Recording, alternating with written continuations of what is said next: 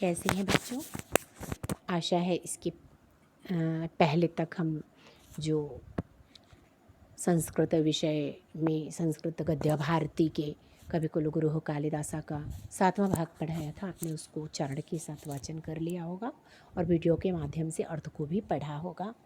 और उसी क्रम में हम आगे बढ़ते हैं बच्चों, और आज हम इसका 8वां भाग आपको बताते हैं। 8वें भाग को आप ध्यान से देखेंगे तो कालिदास काव्येषु अंगिरसः श्रृंगारोऽस्ति। कालिदास काव्येषु, कालिदास की काव्यों में अंगिरस का अर्थ होता है प्रधान रस, तो श्रृंगारो अस्ति, श्रृंगार रस है। तो कालिदास की काव्यों में मुख्य रस जो है वो श्रृंगार है बच्चों। तस्य पुष्ट्यर्थं करुणादयो अन्ये रसाः अंगभूता। अंगभूत सहायक रस को कहते हैं। अंगभूत मतलब सहायक, रसा मतलब रस। तो तस्य पुष्ट्यर्थं, उसकी पुष्टि के लिए करुणादयो अन्य रसाः, करुणा इत्यादि जो अन्य रस हैं वो अंगभूता यानी कि वो सहायक रूप में हैं। तो कह रहे हैं कि कालिदास की काव्यों में मुख्य रस श्रृंगार है और उसकी पुष्टि के लिए करुणादि जो रस हैं वो सहायक के रूप में प्रयुक्त हुए हैं। रसानुरूपम क्वचित प्रसादः क्वचित च माधुर्यं तस्य काव्योत्कर्षे सहायं कुरुत। तो रस के अनुरूप जो है क्वचित, कहीं प्रसाद रस, क्वचित च माधुर्य और कहीं पर रसानुरूपम क्वचित प्रसाद, और रस के अनुरूप कहीं प्रसाद गुण है और क्वचित च माधुर्य, कहीं माधुर्य गुण। तस्य मतलब उनके काव्य के उत्कर्ष को यानी काव्य के विकास में जो है सहायक हैं। ठीक है, तो कहने का मतलब कि रस के अनुरूप कहीं प्रसाद गुण और कहीं माधुर्य गुण उनके काव्य के विकास में सहायता करते हैं। वैदर्भी रीति कालिदासस्य वाग्वश्येव सर्वत्र अनुवर्तते।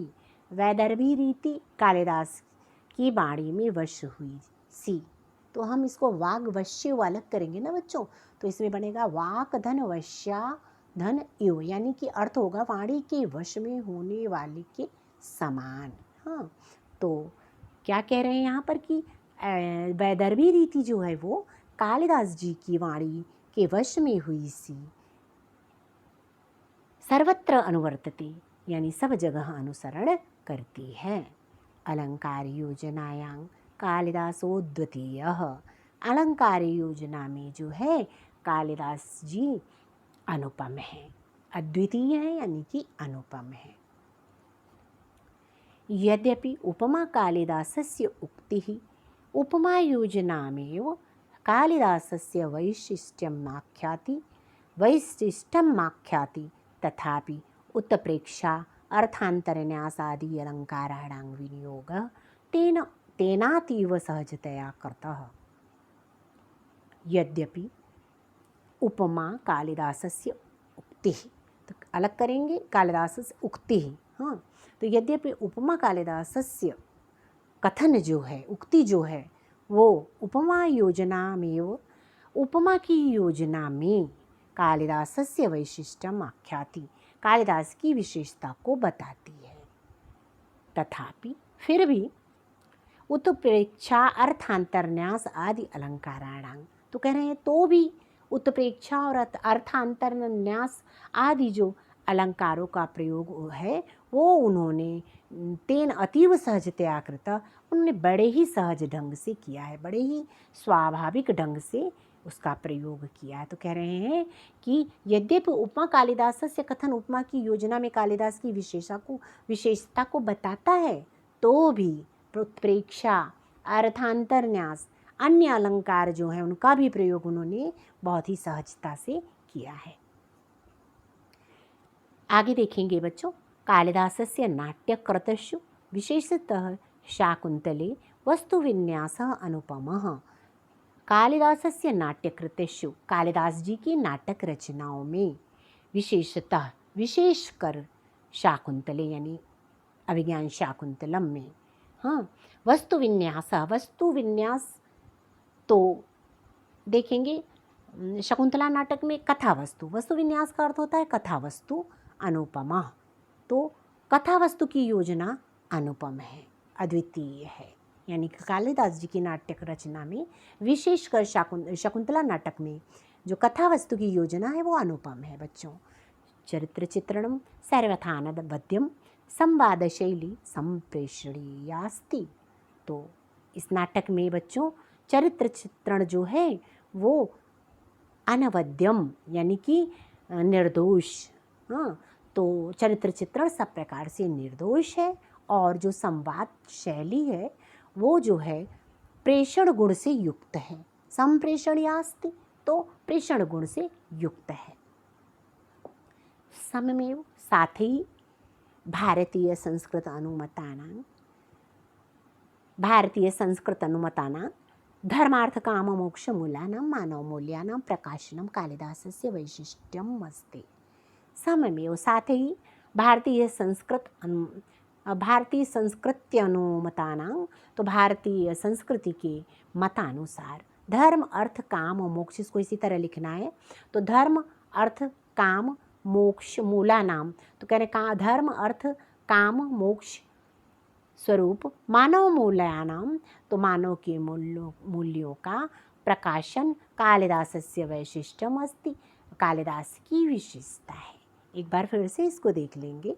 भारतीय संस्कृति के मतानुसार बच्चों धर्म अर्थ काम मोक्ष स्वरूप जो है वो मानव मूल्यों का प्रकाशन कालिदास की एक विशेषता रही है। आश्रम वासिनी शकुंतलांग निर्वाण्य मनसि काम प्ररोह अनुभूय दुष्यन्तः तावत् शान्तिं न लभते यावत्तां क्षत्रिय परिग्रह क्षमां विश्वामित्रस्य दुहितामिति न वैति।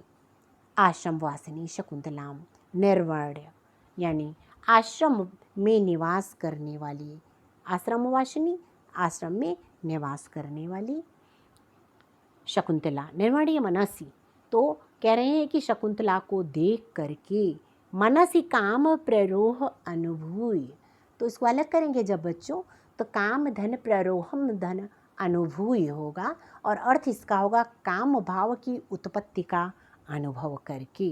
तो काम भाव की उत्पत्ति का अनुभव करके दुष्यंत तावत शांति न लभते, तब तक शांति को नहीं प्राप्त करता है जब तक यावत तांग, जब तक क्षत्रिय परिग्रह क्षमा, यानी जब तक उसे क्षत्रिय के द्वारा विवाह के योग्य विश्वामित्र से द्वित में नावती, तो विश्वामित्र की पुत्री को जान नहीं लेता। कहने का मतलब बच्चों एक बार फिर से देख लेंगे। तो कह रहे हैं कि आश्रम वासिनी यानी आश्रम में निवास करने वाली शकुंतला को देख करके दुष्यंत जो है काम की भावना की उत्पत्ति का अनुभव करके दुष्यंत तब तक शांति को प्राप्त वो नहीं करता जब तक वो उसे क्षत्रिय के द्वारा विवाह के योग्य विश्वामित्र की पुत्री को जान नहीं लेता, है ना, उसके बारे में सारी जानकारी नहीं प्राप्त कर लेता। तो आगे देखिएगा। कण्वस्य अनुज्ञां विना गंधर्वविज्ञाकृत विवाह, कण्व की आज्ञा के बिना गंधर्व विवाह कर लेने पर, क्या कह रहे हैं कि कण्व की आज्ञा के बिना गंधर्व विधि से इन लोगों ने विवाह किया था। तो गंधर्व विधि से किया गया जो विवाह था उभव अपि यानी दोनों हैं, उभव धन अपि अलग होगा, उभव धन अपि, उभव मतलब दोनों, तो अपि मतलब भी, तो दोनों को ही तावत प्रताड़यति यावदेकतः शकुंतला मारीचाश्रमे तपश्चरणेन अवज्ञाजनितम कलुषम न चालयति। तो एक बार फिर से देखेंगे कि कण्व की आज्ञा के बिना गंधर्व विधि से किया गया विवाह उभवपि यानी दोनों को तब तक जो है प्रताड़यति, तावत प्रताड़यति तब तक सताता रहता है, यावत जब तक एकत शकुंतला मारीच आश्रमे, शकुंतला मारीची के आश्रम में तपस्या करने वाले, तपश्चारणेन तपस्या करने के अवज्ञा जनितं कलुषम न छालयति। तो अवज्ञा जनितम यानी अवज्ञा अपमान से उत्पन्न कलुष यानी पाप को न छालयति, धुल नहीं ले डालते हम। तो कहने का मतलब, एक बार इसको फिर से यहाँ से देख लीजिए कि कर्ण की आज्ञा के बिना गंधर्व विधि से किया गया विवाह दोनों को तब तक सताता रहता है जब तक एक और शकुंतला मारीच ऋषि के आश्रम में तपस्या करने के अपमान से उत्पन्न पाप को जब तक धो नहीं डालती, और दूसरी ओर तो कह रहे हैं अपरतः, और दूसरी ओर दुष्यंत आंगुल्य लाभेन लब्ध स्मृति ही। तो दूसरी ओर उधर तो शकुंतला के बारे में कहा, इधर कह रहे हैं दूसरी ओर दुष्यंत अंगूठी के मिलने से, अंगुलियां लाभेन, तो अंगूठी के मिलने से लब्ध स्मृति, जिसकी स्मृति वापस आ गई है, ऐसे दुष्यंत तो जो है सत्यप्रसंग पीड्यमान प्रायश्चित अग्नौ आत्मशुद्धि न कुरुते। तो कह रहे दूसरी ओर दुष्यंत अंगूठी के मिलने से याद को पा करके अत्यंत पीड़ित होता है। भृशम पीड्यमान, भृशम मने अत्यंत, पीड्यमान मतलब पीड़ित होता है। तो पीड़ित होता हुआ प्रायश्चित अग्नौ आत्मशुद्धि न कुरुते, प्रायश्चित की अग्नि में जब तक अपनी आत्मशुद्धि को नहीं करता है। ठीक है, तो इसके बाद तदंतरम में, इसके बाद तयोः, उन दोनों, तयोः मतलब उन दोनों का, दाम्पत्य प्रेम निष्कलुषं भवति, जो दाम्पत्य प्रेम है, पति पत्नी का प्रेम है, वो निष्पाप यानी कि शुद्ध हो जाता है। और पुत्र लब्धौ च परिणमते, और पुत्रोपलब्धौ च परिणमते, और पुत्र की प्राप्ति में बदल जाता है, और कहने का मतलब पुत्र की प्राप्ति में परिणित होकर के प्रतिफलित होता है। ठीक है बच्चों, तो ध्यान से इसकी व्याख्या को आप देखेंगे, और इसमें जो अलग करके भी बताया गया उसके अर्थ को भी आप ध्यान से देखेंगे आज। ठीक है बच्चों, आज के लिए इतना ही। इसको उच्चारण के साथ वाचन जरूर करेंगे। ठीक है, आज के लिए इतना ही। अगली कक्षा में हम फिर मिलेंगे।